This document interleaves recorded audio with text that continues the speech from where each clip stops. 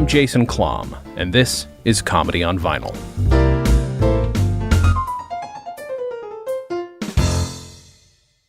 Album, Jonathan Winters' Unearthed. The artist, Jonathan Winters. My guest this week, Dan Pasternack. Thank you so much for coming back, Dan. Thank you for having me, Jason. It's a pleasure. So as we record this, it's way before it's happening, but this Saturday, June 12th, as you're hearing it, is Record Store Day, and we're talking about a record that comes out on Record Store Day. Dan, give them the full thing. Tell them what the whole damn 3 LP set is about. The whole enchilada. Okay. So Jonathan Winters, who was a really dear friend of mine, passed away in 2013. And after he passed, I had the honor and the privilege of producing his memorial for his family. And it really bonded me with his daughter, Lucinda, in a deeply profound way. And, we've maintained this relationship. And a few years went by, and, none of his material was being re-released. And I said to Lucinda, is there anything that you think you have that might be worthy of sharing? And so one day I went on an archaeological odyssey in Lucinda's basement. Oh my God. And began to quite literally unearth all of these undiscovered treasures. Oh my God. And this is the dream, by the way. I just need to point out, this is the dream. Like that's the thing you're like, there's no way in hell. He's too big of a name. But no, it's all there sitting for you, waiting for you. So look, this will be the first of what I hope will be a number of these very curated releases. And we'll get into how this collection was curated. But what this collection entails is the first album is his master recording of his first album, The Wonderful World of Jonathan Winters, which was his first LP for Verve. And so the audio quality is better than anything you've ever heard. Oh, yeah. Yeah.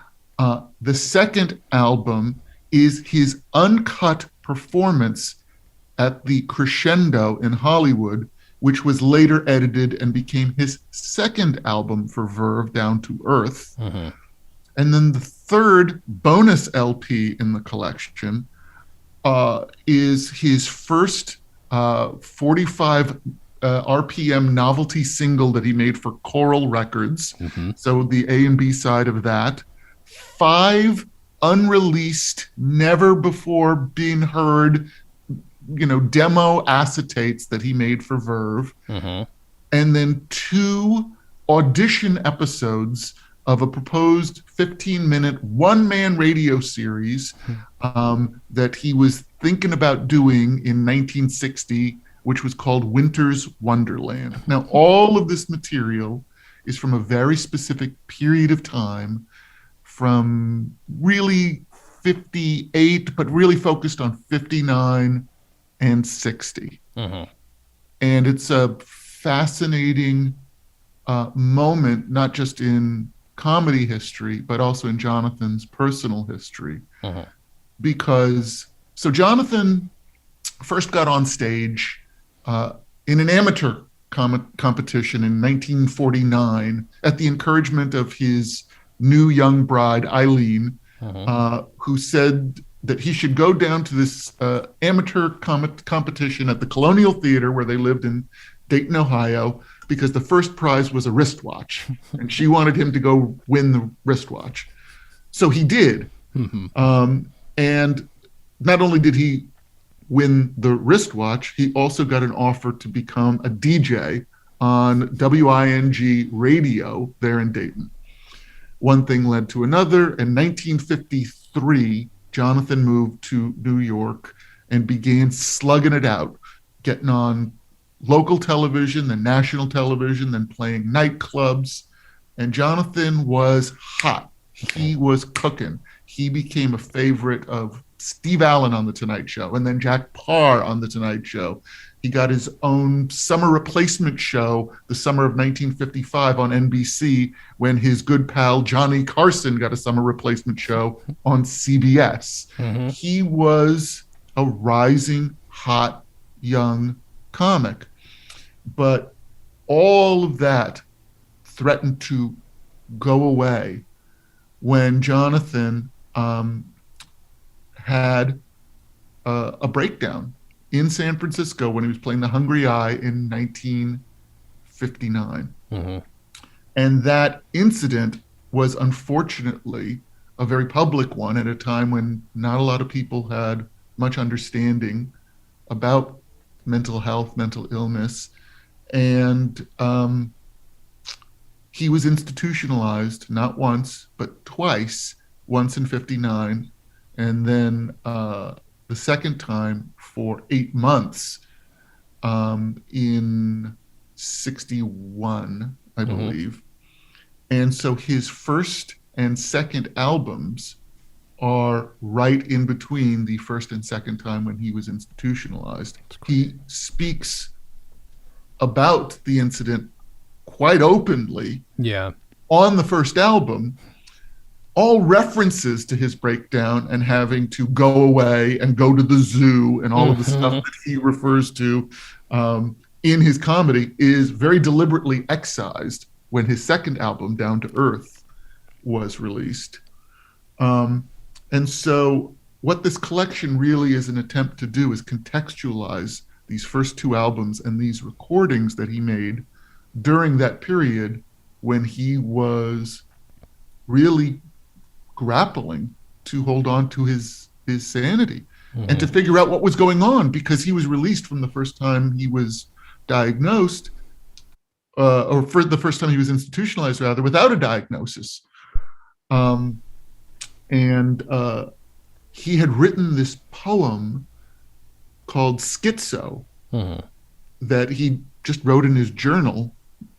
And it was really about him sort of trying to come to terms with what was going on without a diagnosis. Well, I didn't know until we began going through Lucinda's basement that he'd actually recorded that as a kind of spoken word piece with musical accompaniment, almost kind of like an Allen Ginsberg or a Ken Nordine kind of track, you know? And so that's one of the demos that was never released that's in the collection. And it's a piece called Schizo. And it's funny, but it's a lot more. Yeah, it's one of those, it's this moment in the first record that gets blown by on purpose, of course, because nobody wants you to sit there and stew in the idea that, hey, I just went through something terrible. But it is very honest for a few moments where it's like, yeah, you can hear him building to let's be really funny about it. But it is this moment of honesty in a very early live comedy record, as you pointed out before we started. This is at the beginning of this as a thing. And that there's this moment of critical honesty that is ahead of its time, I think. And then just zooms right into being Jonathan fucking Winters for a record, but damn. Yeah, and it's in the first track when he's doing the interview with Elwood P. Suggins, having witnessed the spacecraft landing, which was interesting because one of the reported things that Jonathan yelled out as the cops were taking him away, in the middle of this incident, at Fisherman's Wharf in San Francisco, was that, he was waiting for the spacecraft to land. So I also think that that's why the second album was very cannily titled Down to Earth. It was like, yes, he's been to outer space, and now and that's why all these references to him going away, where I think, whether it was his agent or the label,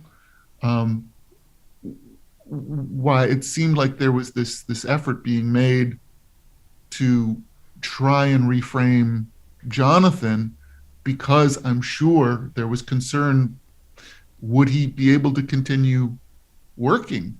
And Jonathan maintained that this did hurt him throughout his career, for the rest of his career. Now, thankfully, the story has a happy ending, because he did ultimately get a diagnosis and shortly after getting out of the Institute in Hartford after the 8-month stay, he went right into production on It's a Mad, Mad, Mad, Mad World. Wow. That's insane. How much material estimate was excised from that second record? I don't know if I've calculated it. There's little bits in every track, and then there's some huge hunks. But I would say there's probably, I don't know, between 8 and 10 minutes of stuff that you've never heard before, if you know that second album. Mm-hmm. That's a substantially new record then. I love that. That's phenomenal. And again, the sound quality is fabulous. Now, here's another thing that, again, hopefully people will really enjoy the collection as it was assembled, because one of the things that I put into the liner notes is that Jonathan, unbeknownst to anyone, had actually had another breakdown while he was playing the crescendo in Hollywood. So while that second album was being recorded, that during that stretch of time, that run at the crescendo, apparently he had this other breakdown where the doctor who had treated him in San Francisco had to come down and treat him again, because according to Jonathan and also Gene Norman, who ran the crescendo, during that run, Jonathan wound up, while he was on stage, like walking out into the middle of traffic on Sunset Boulevard and started directing traffic. My God. Oh, yeah. That poor bastard. That is just like, when I hear this stuff, it's like, you could, that's why it made for funny headlines back then. But you look back, you're like, oh Christ, that poor guy. I just wish he'd had the help he needed at the time. Yeah, and ultimately he did get the help he needed. He did get the diagnosis. He was diagnosed, manic depressive, later bipolar. But it was a struggle.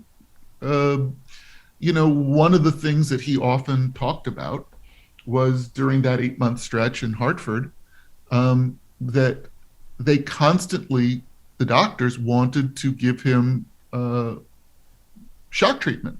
Yeah. And, part of what made Jonathan so brilliant as an artist was that he had total recall. Yeah. I mean, his memory to the very end was astonishing. And so he would say to the doctors, well, what are you erasing? Ages, 3 to 6, 7 to 12, like, what am I going to lose? And the doctors were like, Jonathan, it doesn't really work that way. We just feel like it'll help with some of the pain, because he did have a lot of pain. Sure. But he said, I don't want to take that chance. I'd rather keep everything. And he did. He kept everything. Wow. Like, there's honestly, it's obviously because you're talking about electroshock therapy, which obviously has since been incredibly debunked. There is still the idea, the old idea that he's one of those guys you would have described as lightning in a bottle. And he's like, he needed to be, you know what I'm saying? I'm just saying. Dark. It is dark, and but you know what? Can I tell you something? Jonathan would have appreciated that.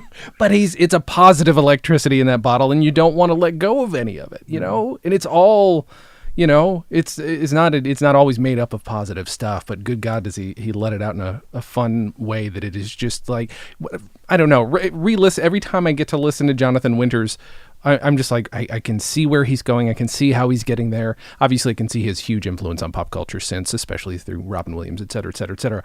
But my God, it's just, I cannot imagine what it was like to see him live, much as I can get an idea from the audience. Did you ever see him perform live? No, because I have to tell you, after, his last breakdown, he really had to get off the road. Yeah, okay. And so, he would do some theater gigs, but by and large, he stopped doing clubs. I mean, he really wasn't a club comic for that long. I guess that makes sense, yeah. Okay. I mean, he really stopped, before I was born. Mm-hmm. Yeah, okay, that makes sense. Did he... Do you get the sense, again, this is going to be entirely conjecture unless he spoke about it specifically, do you get the sense that the fact that working on film sets and TV sets is more structured, do you think that helped him? Do you have any concept of that? Yes and no. if he was allowed to be Jonathan, he loved it. Yeah. And I saw that in action. But I also think that there were times where he was tremendously frustrated. And he said to me many, many times, they don't know what to do with me. Yeah. Which I think was very true. Mm-hmm. It's easy to think, like, we got Jonathan Winters, let's give him something funny to do. But if it's not right for him, like, it is very easy to latch onto a name, but then sort of realize, oh, fuck, right, this is this guy. To not write the right thing for him, you're not going to get the energy you think you're going to get. It's got to be. Well, there was also, not a lot of understanding about improvisation. I mean, he really was, like the godfather of, at least in the stand-up form, of being an improvisational comic. Right. So no one really, I think, in his day had a lot of appreciation or understanding for how to harness that. Can you have imagined him on Curb Your Enthusiasm or, working with Christopher Guest, and sort of those guys. Mm-hmm. I know. Oh man, you know what? Every time I read the story about the watch, which I'm glad is being confirmed in your writings, it's nice to know that it's a true thing. I always assumed it was apocryphal. I really wish I know what he had done that day to win the watch and I really wish that act was recorded. I really wish I had any concept of what he was doing. Can I tell you something? Mm-hmm. Stay tuned, because there will be another collection. He did a routine at the Indianapolis Speedway, and I have a whole other collection of one-of-a-kind acetates that I call the Ohio collection, before he ever went to New York. Oh my God.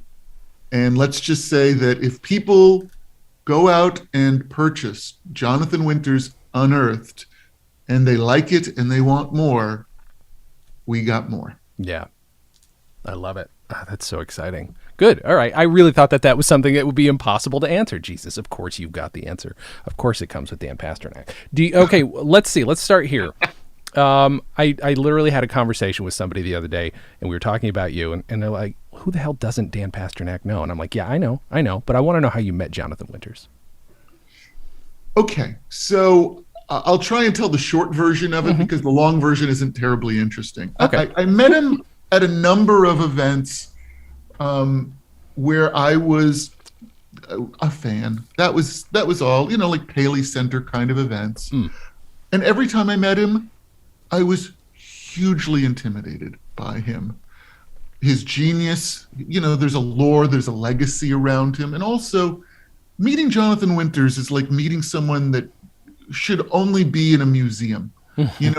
He should be, you shouldn't get to meet Jonathan Winters. He should just be, like a bronze figure somewhere. Do you know what I mean? So, and I think that's how I regarded him. But then I had the opportunity to interview him for the TV Academy. I do these interviews and have done for, the better part of 25 years for the TV Academy. And so I go to his home in Santa Barbara, and I go to the front door, and he's there, and he's not ready yet. And apparently they're setting up the crew in the guest cottage, and I've gone to the main house. So now it's just me and Jonathan, and he's standing there, and his hair's a mess, and he's got breakfast in his mouth. And I say, oh, well, it sure is beautiful up here. And he goes, it should be for what we pay. And I just laughed because it was funny. And he kind of looked at me, and we just shared a look like, oh, okay. You're going to laugh. You're going to appreciate me. You're going to have fun. I think I'm going to like you. And somehow, some way we connected before we even started rolling in the interview, where it was clear he wanted to play and I wanted to be a playmate. And in fact, we both had to be admonished by the people who were there to film the interview. Like, okay, guys, come on, let's get serious. Let's get going with this thing. And we both kind of looked at each other like, misbehaving children. And that became the basis of our relationship. And by the time the interview was over, one of the things we talked about during the interview was he had worked with and formed a very close relationship with Bonnie Hunt when they were on Davis Rules together. In fact, John got the Emmy Award for his role as Bonnie's dad on Davis Rules. So at that time, Bonnie had another show, and I just happened to ask him during the interview, "Oh, are you going to do her new show?" And he goes, "Oh, well, I haven't been working a lot, and again, sort of they don't know what to do with me, and I haven't talked to Bonnie, and well, I guess maybe I'm done, and no one's going to call me." And I was like, well, that doesn't sit right with me. So as I was driving back to LA from Santa Barbara, I called my friend Norma Vela. Norma Vela was the co-creator of Davis Rules, and a terrific writer and producer and a dear friend of mine, and a Jonathan lover. And she was also working on Bonnie's new show, The Bonnie Hunt Show. So I called Norma, and I told her what was going on, and I just interviewed Jonathan. And anyway, long story short, Norma said, "Hang on a second." She went, talked to Bonnie, jumped back on the phone with me and said, "Give me Jonathan's number. Bonnie wants to call him right now." Really? Well, okay. So I called Jonathan to make sure it was okay. And it's like, "Bonnie Hunt wants to call you. Can I give her your number?" He's like, "Sure." So anyway, Bonnie called Jonathan. He shot an episode of The Bonnie Hunt Show the next week, got an Emmy nomination for it. And then John called me to tell me that his wife, Eileen, said that he owed me a commission. I said, "Well, I'm not going to take a commission." So he sent me one of his paintings. Oh my God. He was an amazing painter, by the way. He was in art school when he started performing. That's really what he wanted to do, is he wanted to be a cartoonist and a fine artist. And he was a fabulous sort of surrealist painter.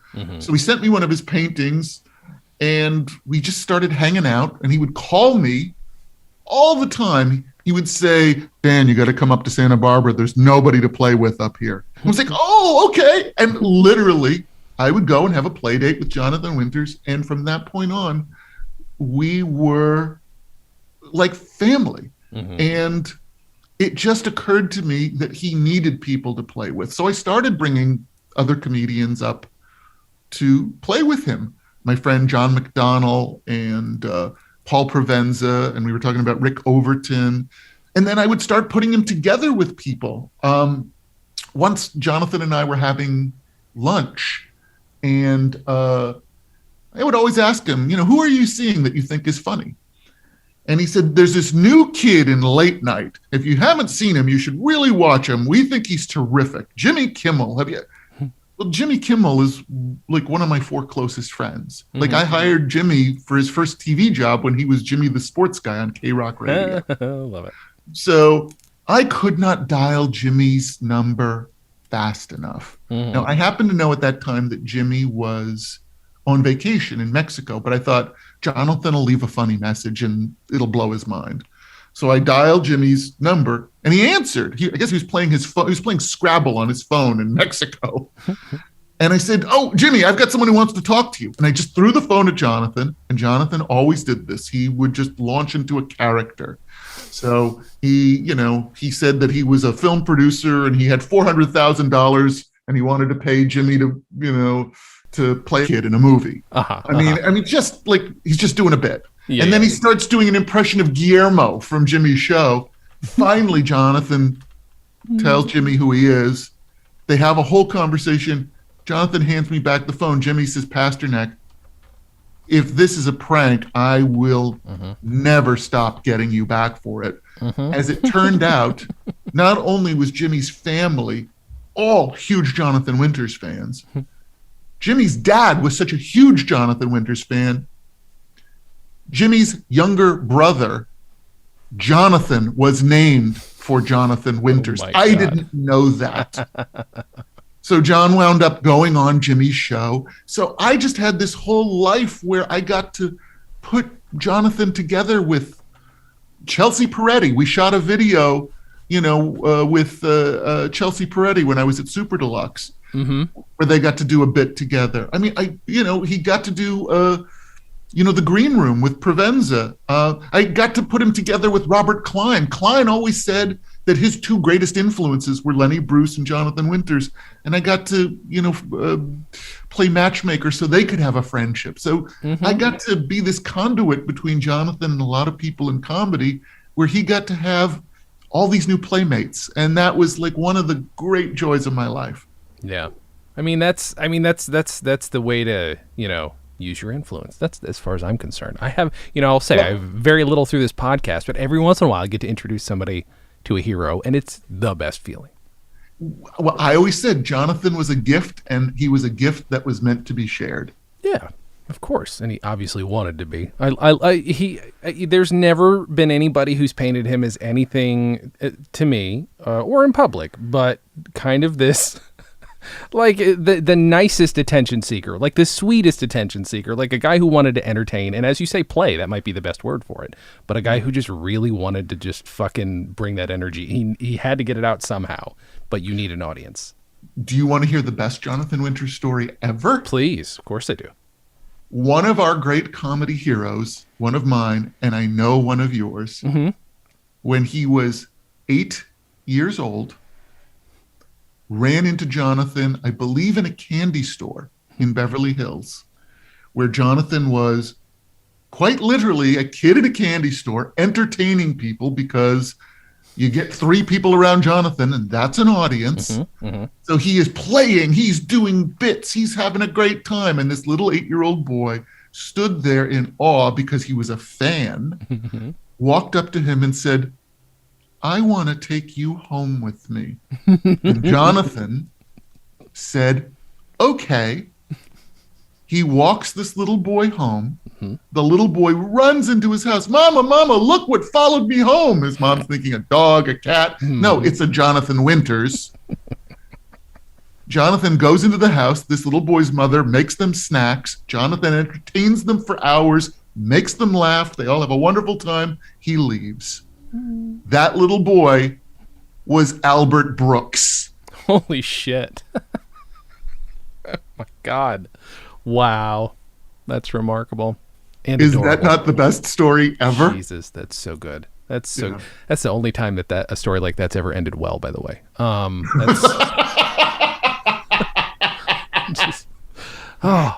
That's remarkable. Yeah. Holy shit. That's so good. By the way, I can't tell you the number of legends in comedy who have these wonderful, magical Jonathan stories.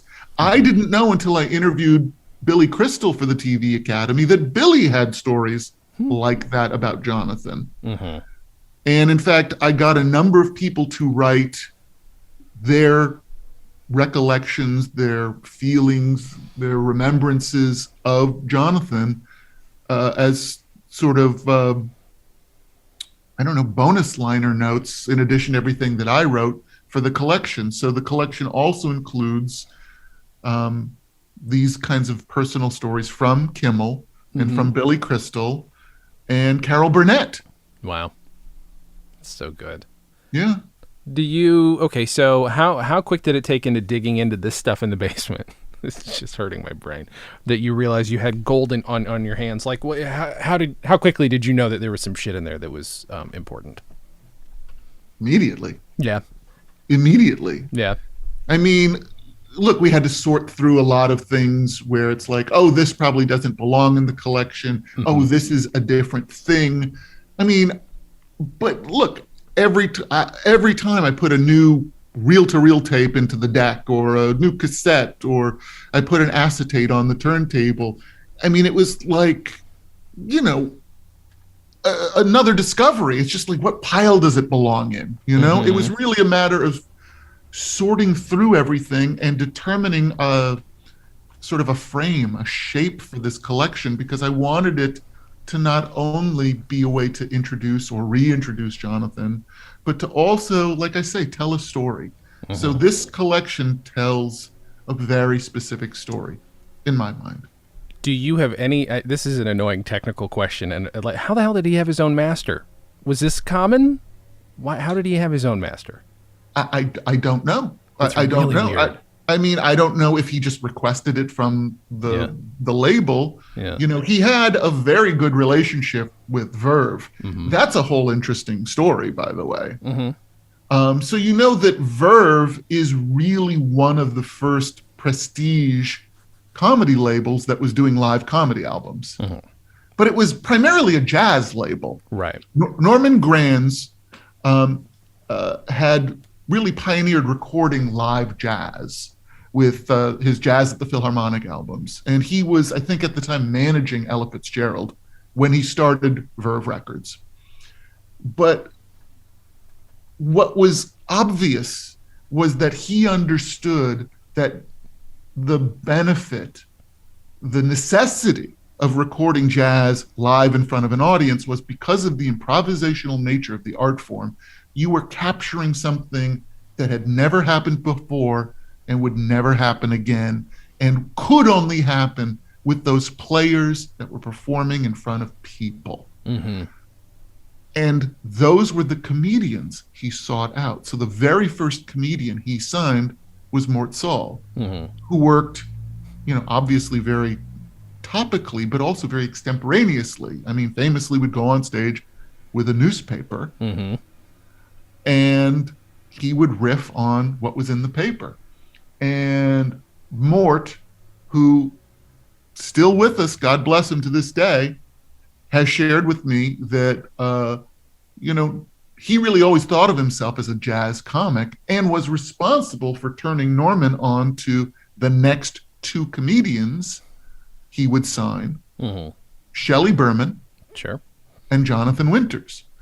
Shelley, who came out of Second City as an improviser and in fact had been part of a trio with Mike Nichols and Elaine May before he went off on his own. Right. And then Jonathan. Jonathan, was very good friends with Mort. Mort still respects Jonathan more than just about any other comedian. Every comedian always talks about that Jonathan sort of lives on a shelf by himself. So many comedians have said, like, Jonathan is the best. I was watching some bonus material in the Richard Pryor Show DVD set. Remember when Richard did his short-lived NBC variety series? And he was doing like a Q&A with the audience, like the way Carol Burnett would do. And a man in the audience said, "I think you are the funniest comedian in the world, Mr. Pryor. Who do you think is the funniest?" Without hesitating, he says, "Jonathan Winters." Fair enough. Richard Pryor.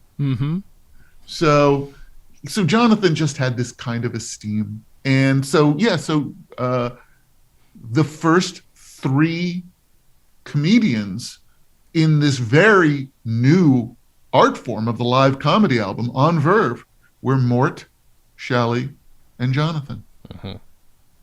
It's crazy. You know what? Would it be weird and dark to ask you the last funny thing or last joke Jonathan Winters ever told you, if you remember it? The last one? I mean, here's the thing. Every conversation I ever had with Jonathan was both profound and funny. And he was also really dark. Like, people don't... So Jonathan was part of a movement of comedians that were branded sick. There was this article... famous or infamous, depending on your perspective, in Time magazine in 1959 called The Sickniks. Oh, yeah. And that included Lenny, that included Mort, that included Shelley Berman, that included, Tom Lehrer. Unfortunately, that article came out when this moniker of being a sick comedian was kind of weaponized against Jonathan, because it was right after the incident in San Francisco. So, of course, it made reference to the fact that he was literally sick and had just been in the, quote, funny farm. Yeah. But Jonathan always talked about his attraction to the macabre.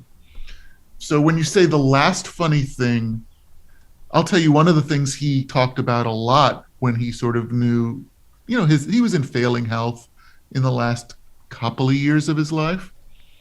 And right after my mom died exactly a year before Jonathan, minus 5 days. Okay. And John, when my mom died that was April 16th, 2012, he said, "What can I do to help?" And I said, "Well, you can take care of yourself, because I can't handle losing you and my mom in the same year." And he laughed and he said, "Well, I'll see what I can do." And then he made it to April 11th of the following year, so 5 days shy of the 1 year anniversary. But he always talked about, well, I don't think I'm ready to take the big dirt nap yet. That's what he talked. That's how he would refer to death, is the big dirt nap. So everything was always, super, super dark, but so funny. Yeah. I can't imagine. It's one of those things where there is, again, everybody paints him with joy. The darkness is always there, but it's never, I don't know. He never seems to be defined by it. It's not one of these, he doesn't ever come across. Because the darkness is joyful. It's mischievous. Yes. That's the thing, is it's not darkness in a foreboding way. In a way, when he talks about taking the big dirt nap, what he's doing is he's taking the onus, he's taking the horror off of this idea of death by sort of making fun of it in that way. Yeah. But you just have to operate on his wavelength. You have to meet him there. You have to understand that that's where he is. And if you can meet him where he is, he will have fun and you will have fun. Yeah. I think it's something a lot of comedians in general, not just stand-ups, but a lot of comedians in general miss. This is not some Tears of a Clown bullshit. This is not this, like, I have to be miserable to be funny. It's like, no, he was dealing with shit and he was funny to get through it. You don't have to be miserable or make yourself miserable or, God forbid, make other people miserable to be funny. That is not some prerequisite. I'm sure if he wouldn't have paid, if he could have paid to not be miserable, he would have, but he also knew how to deal with it in the funniest possible way. Yes, and I will tell you, the truest comedians, and I mean this in the deepest, most existential, most spiritual way, the truest comedians don't do it because they want to do it or because they're good at it and, well, this is a thing I'm good at, so I should do. They do it because they have to. Jonathan had to be funny. Yeah. He did it if there was 3 people there or 3,000 people there. I mean, some of the hardest laughs I've ever had were sitting alone with Jonathan in this little room in his house where we would sit and smoke cigars and tell each other all of our secrets.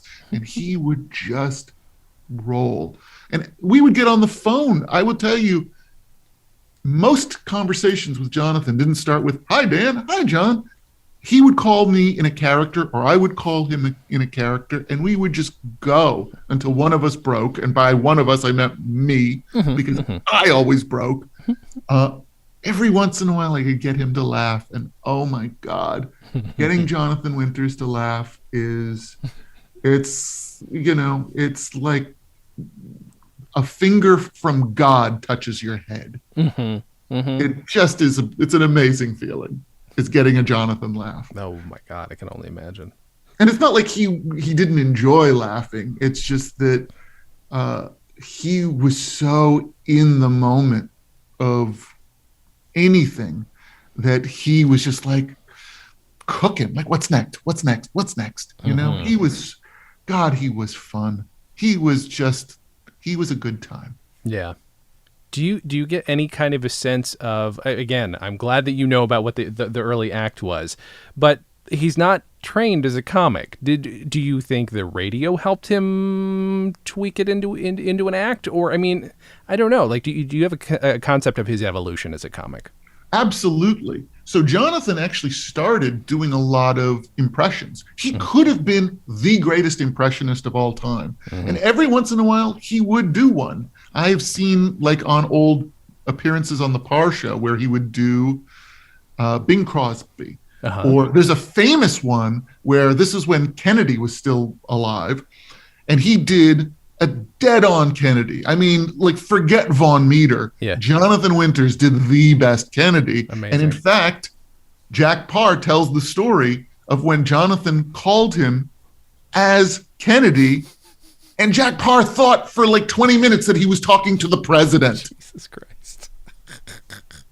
So he started doing a lot of impressions, and then he figured out that doing original characters was a way to do something that was much more interesting to him, something that had a lot more depth and a lot more originality. Mm-hmm. So that's when he started doing, Maudie and like Elwood P. Suggins started as another character and then became a different character, and he sort of evolved that while he was on the radio. So there definitely was an evolution for sure. Mm-hmm. But yeah, I think the biggest difference was, apart from figuring out like how much improvisation to do within a set bit, because he did have Mm-hmm. some set bits and would always improvise, never did them the same way twice. But I think it was finding those characters that he would, like his little boy character became, Chester Honeyhugger. This sort of grandma character that there's a bit that he recorded as one of these demos for Verve that's in the collection that's about a family picnic. And this grandma character ultimately becomes Maudie. So Mm-hmm. you can sort of see those things evolve, and they definitely did take shape during his early radio and TV years. Yeah. There's a sense of ownership you get if you create your own characters. It's maybe fun to do impressions, especially if you're good at them. And boy, oh boy, do people light the fuck up if it's a perfect impression. But yeah, the sense of ownership, I think, of coming up with your own character and getting to play with it that way is freeing. Well, he also did something in a way, and he and I actually talked about this, that Pryor did in his own way, which was he gave real dimensionality to characters that were really unseen in media. When Pryor would do Mudbone, it was like Jonathan doing Elwood. Mm-hmm. And I think that's what Jonathan and Pryor admired about each other, is that they were giving 3 dimensions, 360 degrees of these characters that the audience didn't really know. They were, Jonathan was very much the boy from Ohio. I think there are 2 things that really define Jonathan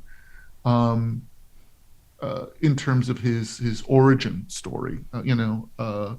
It was, being a Buckeye, being from Ohio, and being a Marine. Okay. Like those 2 things were very much at his core, and he drew on that sense of identity a lot. I can see that. I mean, those are.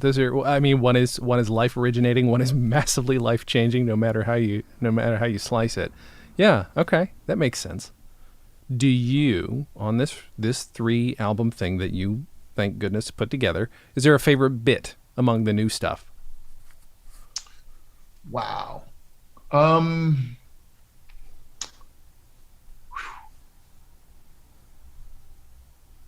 There's a bunch of things that I really, really like. That picnic routine, that's, by the way, on there in 2 different versions. There's the demo version that he did for Verve, which interestingly sounds like he recorded in a studio and that they laid like the sound effects of a crowd laughing underneath it to make it sound like it's a live recording. It clearly isn't. But I love the bit. And then he does it again, and you can hear him sort of do a different version of it in one of those Winter's Wonderland audition episodes of the radio series. So I love that picnic bit because it's a whole sketch. It's a whole movie where he plays all the characters. So that's just John at his best. But I also loved Schizo because it was, him really trying to figure something out and also kind of make the lemonade out of the lemons, But yeah, there's little grace notes and glissandos through that performance at the crescendo when God, it's just stuff that got cut out of the album, but it's so fun to hear him just talking about his day going to the club and going to the barber shop in Beverly Hills where all the famous people get their hair cut. And God, hard to put my finger on one thing. And Sure. I really love this collection as a collection. You know what I mean? Yeah. It's come to be all of a piece now to me. Well, there's also never been before exactly what you're talking about, which is getting to listen to him do two bits in the one bit in two different ways. That's the thing you don't get from a record that was recorded over the course of a night or a few nights, but we choose this bit. Like, you don't really get to hear him interpret his own shit twice. That's amazing. Well, also there aren't a lot of artists like Jonathan who are truly jazz comedians who Right. do the bit differently every time. Klein was very improvisational and I think would change things up, and Pryor certainly was. But someone like Carlin, who we've talked about, who I revere, Carlin was a precision artist. Yeah. So to hear, if there's a different version of a classic Carlin bit, it's usually because he was working it out on the way to the final version. For sure. And then when he got to that final version, man, he locked in. Yeah. Of course. Or I've got 3 more words to add, and he'll add his 3 words, and he'll go to town on a 10 words you can't say on television. My God, first of all, this is a great set. Tell people first of all where they are going to be able to find it. Which, I mean, the answer is simple, but tell everybody. Well, so you got to sort of find out where your record store day participating record store near you is. I don't have the full list of the stores that are going to be carrying it, but they're mostly great independent record stores across this great land of ours. This is a first pressing, so it's a limited pressing, but if it sells well, the good people at Comedy Dynamics have assured Lucinda Winters and myself that they will make more. But at least for right now, June 12th, Record Store Day, get out to your local indie record stores that are participating in Record Store Day. And it is, by the way, my understanding is it is the only comedy release coming out on Record Store Day. Really? Yeah. Oh my goodness. Get Record Store Day people, get your shit together, people. Not the Record Store Day people. I'm just saying I'm always finding myself searching way too hard to find the comedy release. But at least there's only the one this time around. So you guys know what to look for. If you're vinyl comedy nerds, grab this damn thing. Thank you, Dan, first of all, for doing the show. Thank you. We've already made the argument of why to give this thing a listen. We know this is a nice, it's not just, it's like you say, it is this moment, this important moment. It is contextualized perfectly with the liner notes as well. So make sure you guys, this is a thing you're going to get to pore over. I'm excited to physically see it and hold it. Well, that's the thing, by the way, is that, it's only being released on vinyl. Amazing. Okay. There's no digital version of this as of right now. I don't think there will be, because you and I both know, I mean, look, this is comedy on vinyl. There is a very special relationship you have with the comedy album on vinyl when you open it up and you hold it in your hand and you put it on that turntable and you drop the needle and you look at all the packaging. I mean, the packaging it's not just the liner notes that I've written or the stuff that Billy and Jimmy and Patton Oswalt and Carol Burnett have added. It's also all of the clippings and all of the photos that adorn the packaging are all from Jonathan's personal collection. So there's lots of pictures. There's clippings from his own scrapbooks. Yes. I mean, so everything that you're seeing is Jonathan's. And most of the liner notes, honestly, are his own words. I mean, I edited his writing as much as, adding sort of my own editorialization. So what you're getting is a very pure presentation of Jonathan telling you his story and presenting his work to you. Yeah. People should pick it up. It's very good. I love it. I don't know. It's very nice to see this kind of stuff get dug up and put out there. Frankly, I don't know. It doesn't happen that often in comedy stuff. Re-releases are always for the music acts. The comedy stuff, you're never really getting new stuff out there. So I like when this kind of thing happens. Again, Dan, thank you for doing the show. My pleasure, Mr. Clown. Always good to speak with you. And listen, I don't know, have you told your listeners that you're winding this thing down? Yeah, by the time this comes out, I've probably made more of a big deal about it. Yeah. So. Well, let me just say, as not just someone that you've had on now a couple of times, but as a fan, thank you for doing this, because I have enjoyed it. I have enjoyed all of the stuff that you've done with Phil Proctor and the Fire Signs. I loved your searching for Dick Davey. I thought that was a really phenomenal piece of work. Thank you. And for those of us that love this stuff, you've done something really, really special. Thank you. I appreciate that. And that means a lot. I will at the very least say the Fire Sign episodes won't stop, because that would be a real shit ass thing to do. So I'm going to do those until we're done with those releases on vinyl. At the very least, we'll cover those. And cool. Maybe Python with Andre Jacobin, because he said he would do the rest of them with me. So maybe those two things. But, the weekly show's going bye-bye. But anyway, yes, it's very nice of you. Thank you. That's very kind. Well, Dan, thank you again. I think I thanked you 3 times because I'm an idiot and a terrible host. Thank you guys for listening. And as always, have a good thing. Have a good thing. Thank you, Dan.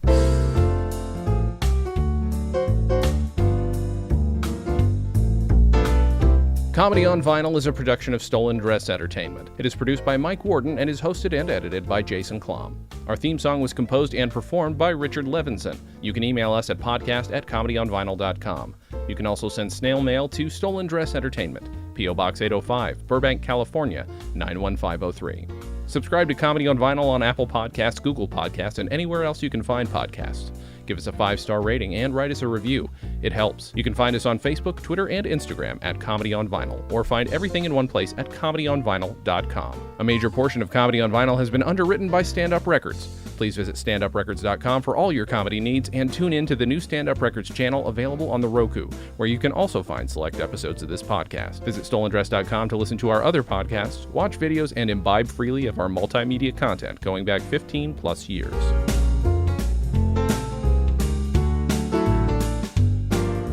StolenDress Entertainment.